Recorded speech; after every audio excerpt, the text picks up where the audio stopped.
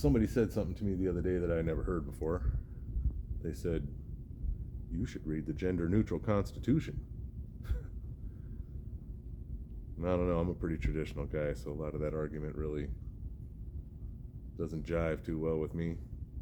So I kind of just dismissed that completely, but I thought about it for a little while, got over myself, and was like, maybe I do want to read this, because this is going to be good. And it wasn't good. It was great. I was completely blown away. I did not expect to be as impressed as I was the first time that I was able to read the Constitution and understand it. I believe that the Constitution and the accompanying documents and the founding of our country are the single largest leap in individual freedom and liberty that has ever been created for man since the Renaissance, since people learned to read. But it definitely had its flaws and its limitations. And so the gender-neutral Constitution doesn't change anything in the Constitution. It takes the gender-specific pronouns and replaces them with gender-neutral pronouns. So instead of only a man being able to be president, a person can be president.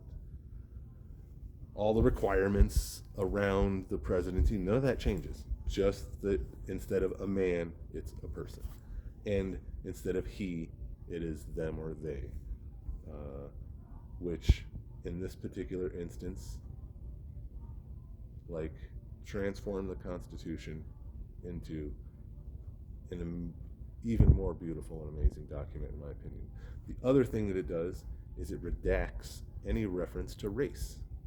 So the parts of the Constitution where it talks about African Americans are only a third of a man or something along those lines are redacted. Same with the complete dismissal of Native Americans. I think they're just called savages or something ridiculous.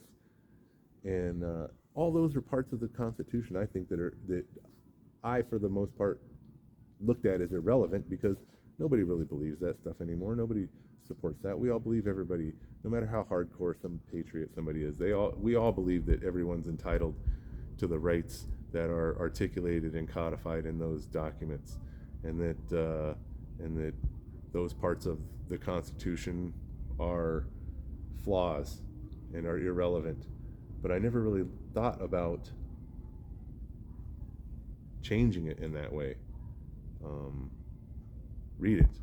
Read the gender-neutral Constitution. And it has some other name. I don't know what it is. You can Google gender-neutral Constitution and you'll find it. It's amazing. And so many people that support the Constitution feel like that a lot of the people on the left are a threat to the Constitution and the Bill of Rights.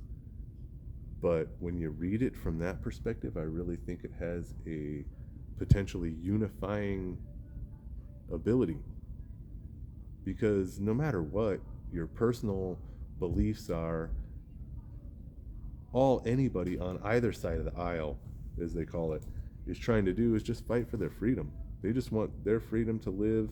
They feel like they're being oppressed. They feel like they're being marginalized. They feel like they're being discriminated against. They feel like they're being criticized. Everybody, whether you're a gun-toting redneck or whether you're a blue-haired freaking whatever, everybody feels like their rights are being threatened. And we're never going to get past the disagreements if we don't focus on the common ground.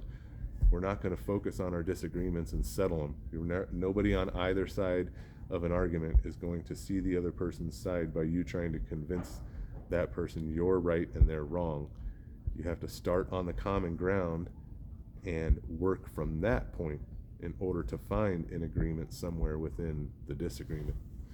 And man, the Constitution and the Bill of Rights has always been it, in my opinion. But I feel that with those minimal changes, it goes from being a potentially exclusive type of a document to a completely unquestionably inclusive document that I think could easily, once again, be the common ground between people in order to further individual freedom and liberty and personal responsibility. Check it out.